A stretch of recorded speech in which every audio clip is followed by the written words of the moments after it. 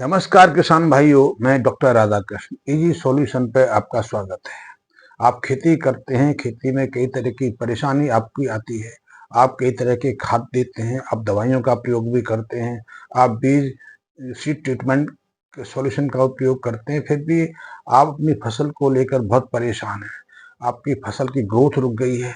अब आपके पौधे बढ़ नहीं रहे, पौधों से नई शाखाएं नहीं निकल रही हैं, या फिर आपके पत्ते फसल के पत्ते पीले पड़ने लगे हैं, तेजी से झड़ने लगे हैं, पत्तों का आकार छोटा पड़ने लगा है, पत्ते टेढ़े मेढ़े होने लगे हैं, कई तरह की समस्याएं आपको आ रही हैं। आपको लग रहा है कि आपकी फसल की ग्रोथ ही नहीं रुकी। अब जो फ्लावरिंग का समय है, अब आपके फसल के पौधों पर फूल लगने चाहिए थे, फूल नहीं आ रहे, फूलों की गति धीमी है, फूल तेजी से झड़ रहे हैं, या फिर फूल तेजी से फूलों फलों में नहीं बदल रहे हैं, और शाखाओं पर ज्यादा मात्रा में आपको फूल दिखाई नहीं दे रहे, या फूल झड़ रहे हैं, या फिर फल तो लग रहे हैं, बहुत कम संख्या में लग रहे हैं, या फल कच्ची अवस्था में झड़ रहे हैं। ऐसी बहुत सारी समस्याओं से आप त्रस्त हैं, या फिर आपकी फसल को बार बार कई तरह के रोगों का सामना करना पड़ा है। तो आप एक प्रयोग करके देखिए। मैं ये प्रयोग इसलिए बता रहा हूँ कि हम जो गोबर भस्म संपूर्ण का चर्चा करते हैं, उसका ये पूर्व अवस्था है। आप इस प्रयोग के दौरान एक काम करिए। सबसे पहले तो आप 100 लीटर के आसपास का एक प्लास्टिक का ड्रम ले लीजिए। ड्रम तो किसानों के लिए बहुत आवश्यक है। तो आप आपके घर में यदि पहले से है तो बात अलग है, यदि नहीं है तो व्यवस्था कर लीजिए। तो 100 लीटर के आसपास का प्लास्टिक का ड्रम ले लीजिए, उसको आधा पानी से भर लीजिए।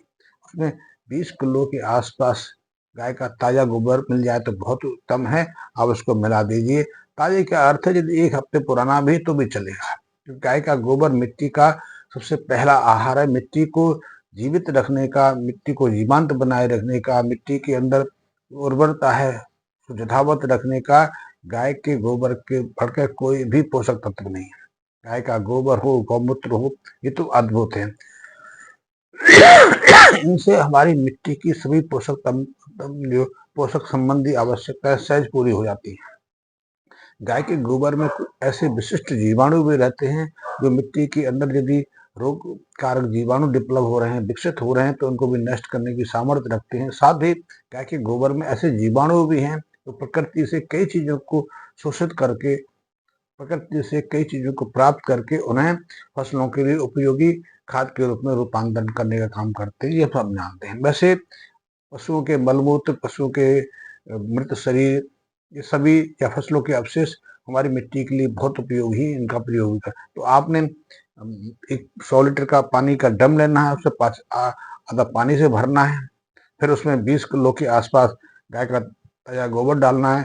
10 किलो के आसपास यदि गौमूत्र मिल जाए, गौमूत्र पुराना भी चलेगा, जितना पुराना रहता है उसकी सांद्रता बढ़ जाती है, गाढ़ेपन में उसके न्यूट्रिएंट्स हैं उनकी क्वांटिटी बढ़ जाती है। तो आप 10 लीटर के आसपास पुराना पुराना गौमूत्र दे सकते हैं।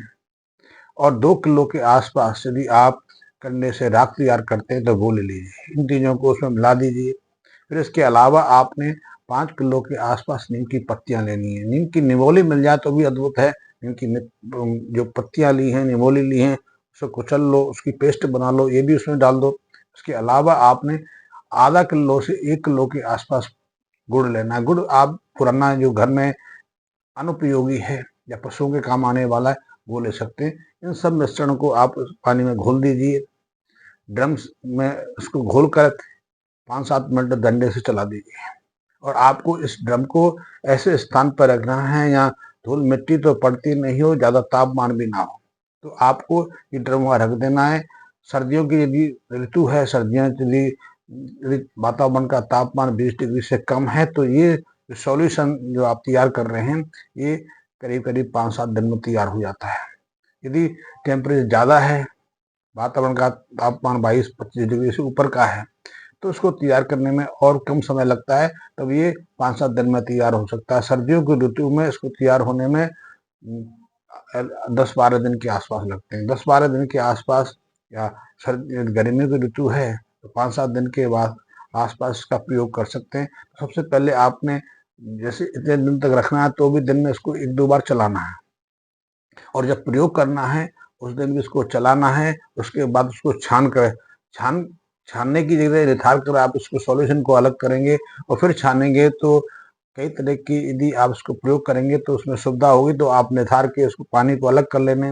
100 लीटर जो आपने बनाया है, 50 लीटर के आसपास का मटेरियल हो गया, 50 लीटर के आसपास पानी होगा, तो ये आपको करीब करीब 60-70 लीटर के आसपास मिलेगा। तो 60-70 लीटर जो सॉल्यूशन तैयार किया है, इसका प्रयोग आपको 1 महीने के अंदर करना है। आप जो जिस फसल को लेकर परेशान है, मैं ये प्रयोग करवा रहा हूँ, पूरी खेती के लिए नहीं करा, आपको पूरी फसल के ऊपर इसको प्रयोग नहीं करना।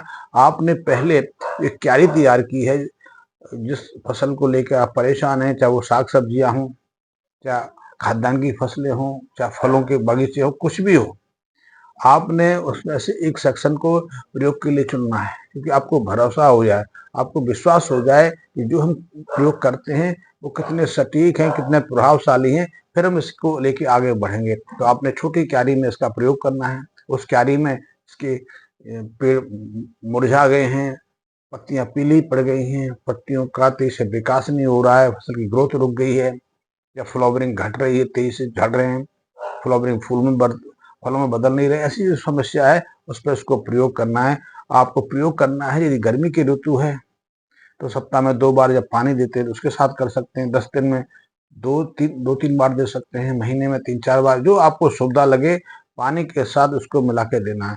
फिर भी एक चीज की आपको ज्यादा मात्रा में डल जाएगा वो परेशानी नहीं, लेकिन फिर भी इसको आपने भरोसा रखना है कि इसको 10% से ज्यादा मात्रा में नहीं देना। यानी कि यदि आप 100 लीटर पानी की सिंचाई कर रहे हो तो उसमें 10 लीटर के आसपास ही ये सॉल्यूशन पर्याप्त है। और इसको आपने, जब तक आपकी फसल तैयार हो रही है तब तक उसको प्रयोग कर सकते हैं। और आप देखिए कि आपकी मुरझाई फसल, कमजोर फसल, जिसकी ग्रोथ रुक गई थी, फ्लावरिंग नहीं हो रही थी, फल फूल झड़ रहे थे, कच्ची अवस्था में फल टूट रहे थे, बालियों का विकास नहीं हो रहा था, या आप उस शाखाओं को लेकर परेशान थे, आप देखेंगे जैसे ही आप इसका प्रयोग करते हैं आपकी फसल में नई जान आ जाती है, नई चमक आ जाती है, पत्तियां नए आकार में हरी हो जाती हैं, गाढ़ी बन जाती है, उनकी संख्या बढ़ जाती है, आकार बढ़ जाता है। आप पहली चीज तो ये देखोगे कि आपकी बहुत सारी समस्याएं मात्र 2-3 बार इस सॉल्यूशन के प्रयोग करने से सॉल्व हो गई।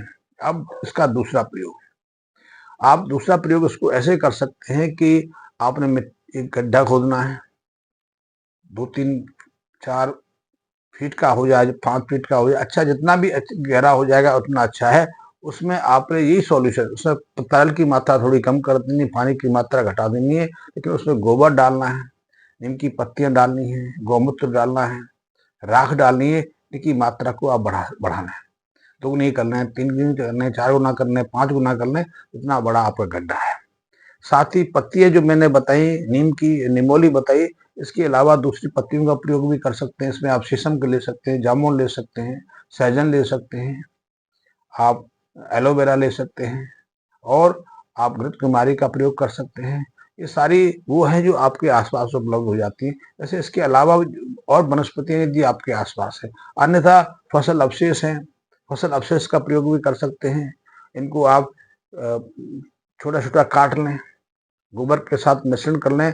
पहली बार हमने 10 किलो के 20 किलो के आसपास गोबर लिया, आप तो आप उसको दोगुना कर सकते हैं, तिगुना कर सकते हैं, 4 गुना कर सकते हैं। आपकी जितनी सामर्थ्य है उतना गोबर प्रयोग कर सकते हैं, और सबको मिश्रित करके अच्छे से आपने गड्ढे को भरना है। जब गड्ढा पूरी तरह से भर जाए तो उसको आपने कवर कर देना है। कवर के लिए आप जो कॉटन की बोरी आती है उसका प्रयोग कर सकते हैं, प्लास्टिक शीट का प्रयोग कर सकते हैं, लकड़ी का टुकड़ा रख सकते हैं, जो भी आपको मिले, अन्यथा आप पराली रख सकते हैं, कुछ भी रख सकते हैं।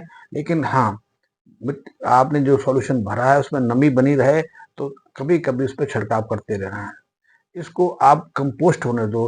पहली बार हमने जिस सॉल्यूशन का प्रयोग किया है वो कंपोस्ट नहीं हुआ, वो फर्मेंटेशन हुआ, उसमें सिर्फ फर्मेंटेशन हुआ है, उसमें सिर्फ जीवाणु की संख्या बढ़ी है, और जीवाणु की संख्या से जो सॉल्यूशन में कुछ जब रासायनिक पदार्थ बने, निर्मित हुए, उनका ही प्रयोग हुआ, लेकिन उसने भी इतना अद्भुत प्रभाव दिखाया कि उस सॉल्यूशन में जीवाणु की संख्या भी बढ़ी, कुछ जैव रासायनिक बढ़े, और कुछ पोषक संबंधी चीजें भी बढ़ी। क्योंकि गाय के गोबर में वैसे ही नाइट्रोजन की काफी अच्छी परसेंटेज रहती है, phosphorus, potassium, zinc, magnesium, manganese, सब कुछ उसमें मिल जाता है, लेकिन बहुत कम मात्रा में मिलता है।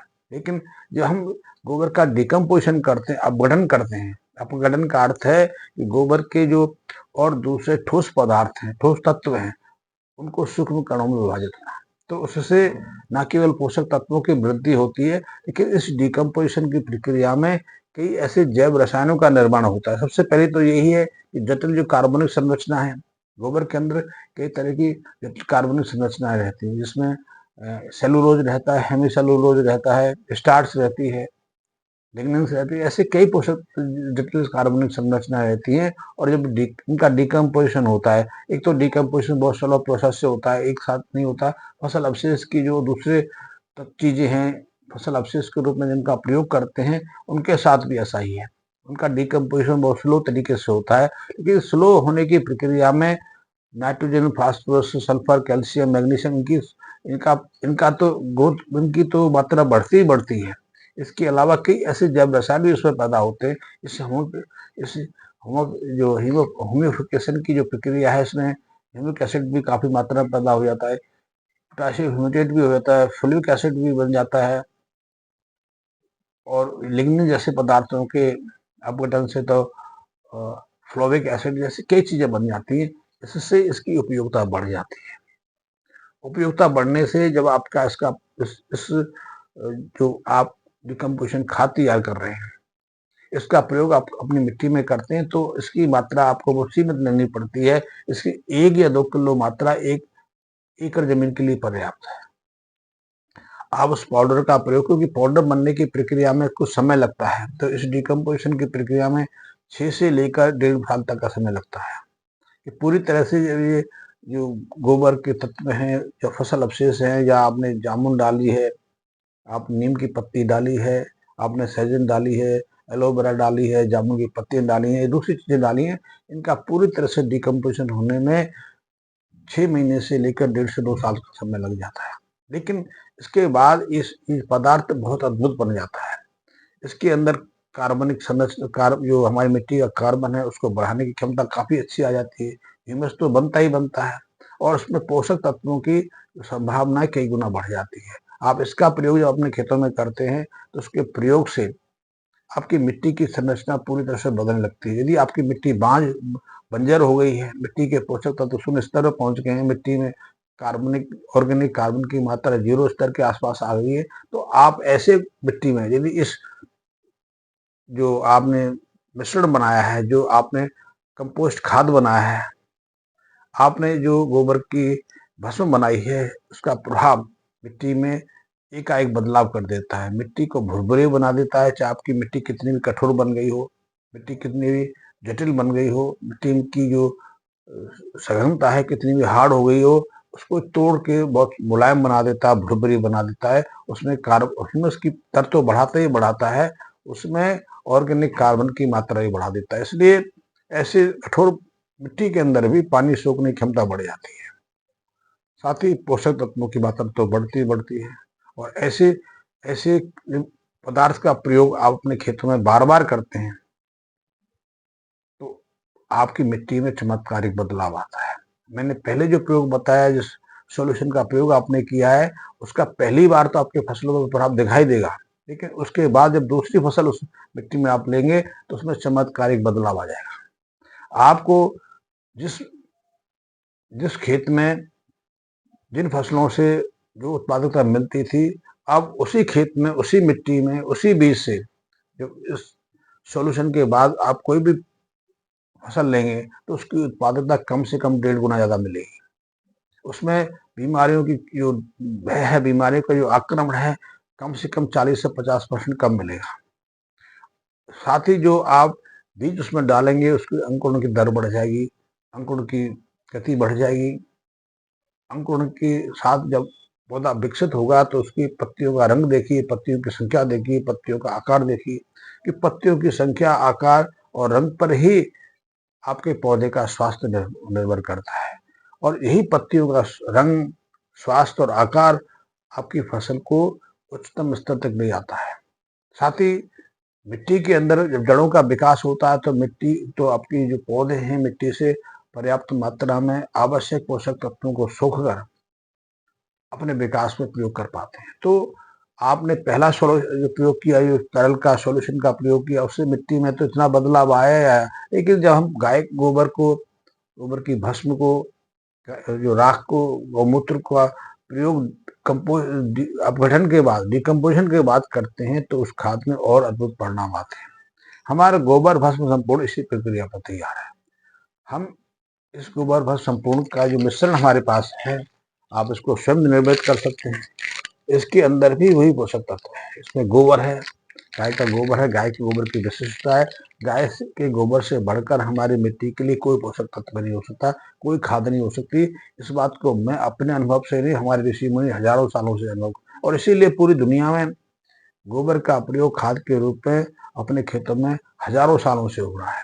यद्यपि वहाँ देसी गाय तो उनके पास उपलब्ध नहीं है, दूसरे पशु हैं, भैंस हैं, जर्सी गाय हैं। लेकिन आपको जानकर आश्चर्य होगा कि सऊदी अरब में, कुवैत में पिछले 15-20 सालों से गाय के गोबर को लेकर कई भी बहुत गहन अध्ययन अनुसंधान के कार्य हो रहे हैं। उन्होंने अपनी रेतीली मिट्टी को उपजाऊ बनाया है, तो उस मिट्टी के लिए वो अपनी गायों के गोबर का प्रयोग भी कर सकते थे, क्योंकि सऊदी अरब में कई ऐसे गौपालक हैं, गाय की डेयरियां हैं, यहाँ काफी मात्रा में गोबर तैयार होता है। वो गोबर का प्रयोग यूरोप से मंगा सकते थे, हॉलैंड से मंगा सकते थे, नीदरलैंड से मंगा सकते थे, स्पेन से मंगा सकते थे, ब्राजील से मंगा सकते थे।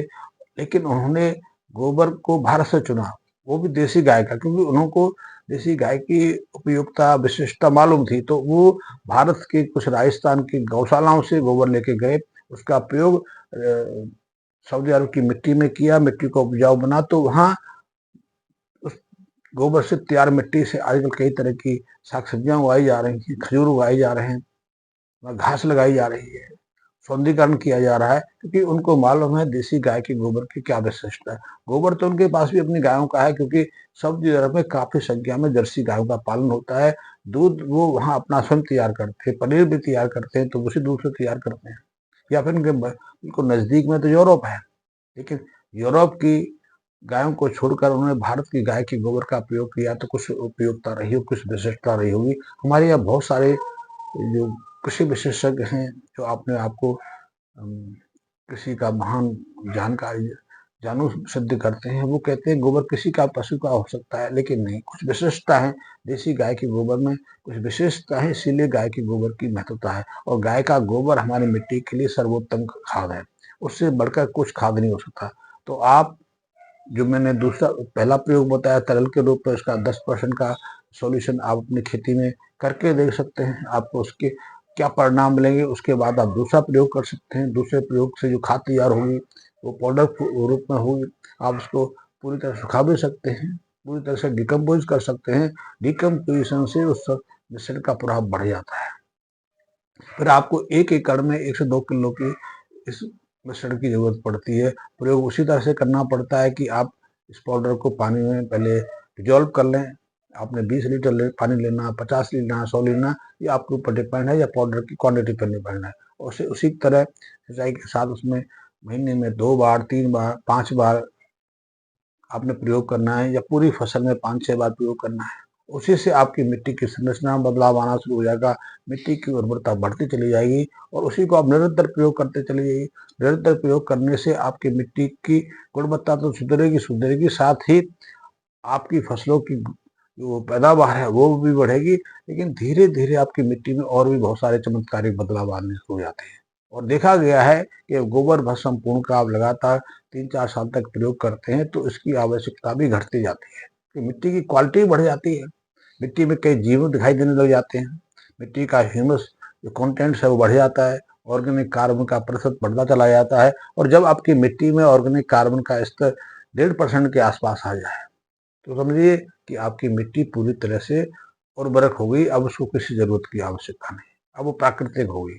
उसके बाद आप उसको राम भरोसे छोड़ दीजिए, और फसलों के अवशेष उसको मिट्टी मिलने दीजिए, क्योंकि आपकी मिट्टी में यदि 1.5% के आसपास ऑर्गेनिक कार्बन है, तो अब उसमें बहुत तरह के जीव भी हैं, सूक्ष्म जीवाणु भी हैं, वो तेजी से फसल अवशेष को डिकम्पोज करके मिट्टी की जो आवश्यकता है उसको सहज पूरी करते रहेंगे। इसलिए आप जो रासायनिक खाद है उनसे भी मुक्ति पा सकते हैं। तो आज आपको मैंने प्रयोग बताया, आपका क्या अनुभव है, इसको करके देखिए, आप इसको अपने मित्रों करा के देखिए, और यही हमारे गोबर भस्म संपूर्ण का एक सार है।